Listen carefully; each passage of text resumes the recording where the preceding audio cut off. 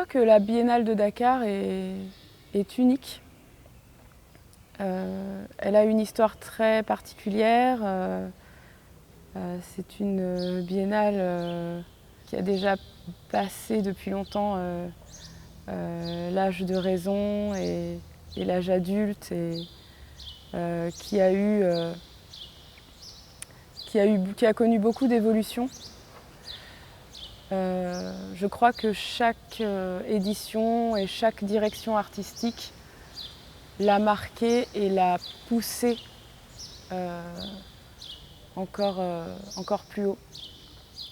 Je pense que c'est aussi quelque chose qui est indissociable du dynamisme et de la richesse de la scène culturelle et de la créativité qu'on a la chance d'avoir à Dakar et au Sénégal.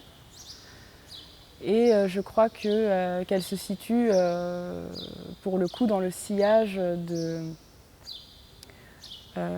son histoire, de l'ère senghorienne et du Festival des Arts Nègres et que finalement elle prend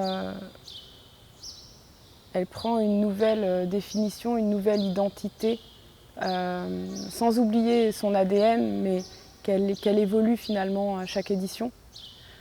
Je crois que c'est une biennale qui attire un public de plus en plus important et de plus en plus varié. Et c'est une biennale qui se place maintenant dans le circuit des événements artistiques majeurs dans le monde. Après, elle a la spécificité d'être une biennale consacrée à la créativité d'Afrique et de la diaspora.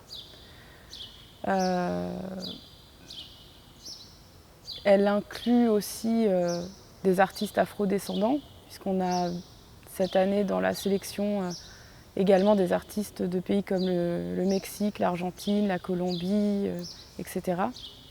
Je crois qu'en fait cette biennale s'inscrit aussi dans l'évolution de la scène de Dakar avec toutes ces galeries dynamiques qui ont récemment vu le jour, avec ces centres culturels, avec tous ces maillons en fait, de la scène qui placent Dakar sur la carte des grandes villes culturelles du continent. Je pense que le Sénégal n'est pas le seul pays à avoir conscience du potentiel, de la créativité, de l'importance de la culture pour le développement du pays et son rayonnement et de le voir comme quelque chose d'essentiel à juste titre. Et qu'en cela, on peut compter sur d'autres pays comme le Bénin ou la Côte d'Ivoire qui ont également connu de belles évolutions dans ce domaine-là aussi. Donc je dirais ne pas se reposer sur nos lauriers, mais continuer à travailler ensemble et aller dans ce sens de la priorité à mettre sur le domaine de la culture et que la Biennale de Dakar continue à en être l'un des flambeaux.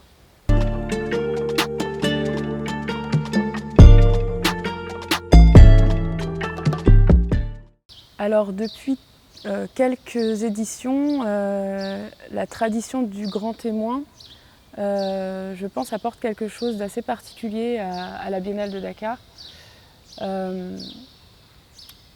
Parce qu'elle met à l'honneur un artiste qui est finalement invité à participer non seulement pour le travail qu'il réalise, mais aussi pour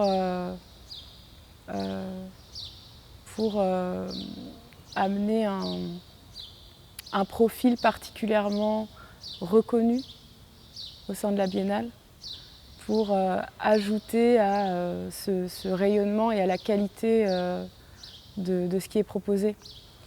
Et je pense que c'est important parce que c'est quelque chose qui peut aussi, premièrement, montrer au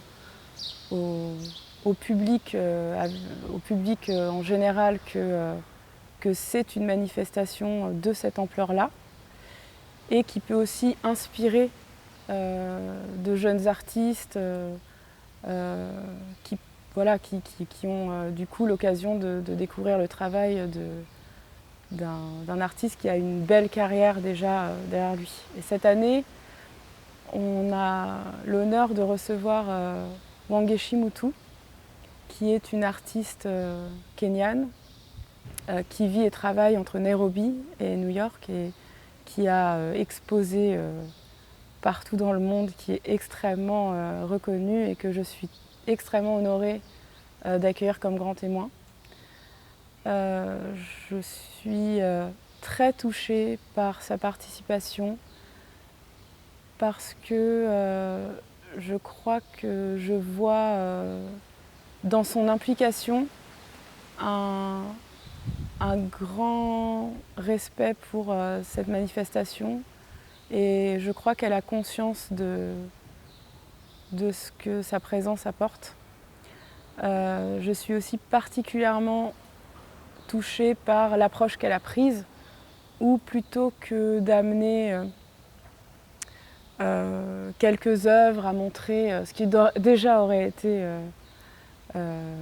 merveilleux, Wangechi a pris une approche très spécifique où avant de proposer un projet, avant même que l'on discute du projet qu'elle allait proposer, elle s'est beaucoup intéressée à l'histoire de la Biennale de Dakar. Elle s'est beaucoup intéressée à l'histoire du lieu où elle allait exposer, c'est-à-dire l'ancien palais de justice et plus particulièrement la Cour suprême. On a eu des échanges sur, par exemple, les grands procès qui avaient pu y avoir lieu. Et elle a vraiment pris une approche où elle voulait comprendre le contexte de façon assez précise pour proposer quelque chose d'inédit et de complètement pertinent. Et on a donc non seulement la chance d'accueillir Wangechi Mutu, mais on a en plus la chance d'offrir au public une installation complètement inédite qu'elle aura réalisée à grande échelle, puisqu'elle occupe l'ensemble des espaces de la Cour suprême. Une installation multimédia avec de multiples médiums, installations, sculptures, vidéos.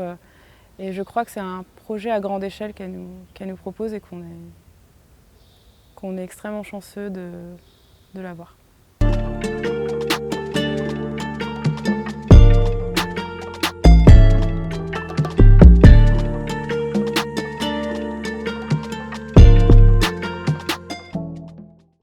Je vais être un peu espiègle parce que j'aime l'idée que le public soit surpris.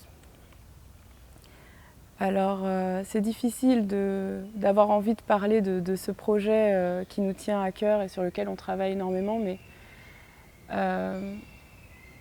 c'est aussi tentant de ne rien dire et de laisser les gens découvrir le lieu. Je crois que ce que je peux dire, c'est que le public sera surpris. Je pense qu'on pourra au moins dire ça, et je pense que je parle non seulement à un public qui ne connaîtrait pas encore les lieux, mais même à un public qui connaît déjà les lieux et qui a l'habitude de venir à cette biennale et qui aurait déjà même vu des éditions dans cet ancien palais de justice. Je crois qu'on a réussi à transformer cet espace et qu'on essaye en tout cas au maximum de laisser les artistes habiter cet espace et plus que l'habiter, en fait, se l'approprier et l'envahir et le transformer avec leurs œuvres. L'objectif de ce projet curatorial, c'est que les visiteurs arrivent dans un autre univers et qu'ils puissent vraiment se laisser emporter par une réflexion du projet de l'artiste, du projet curatorial en allant à la scénographie, assez immersif, que ce soit visuellement ou par des moyens sonores et par tout ce que la programmation va ajouter autour des œuvres, pour passer d'un univers à l'autre et pour faire un grand voyage dont tout ce que j'espère, c'est qu'on puisse sortir transformé.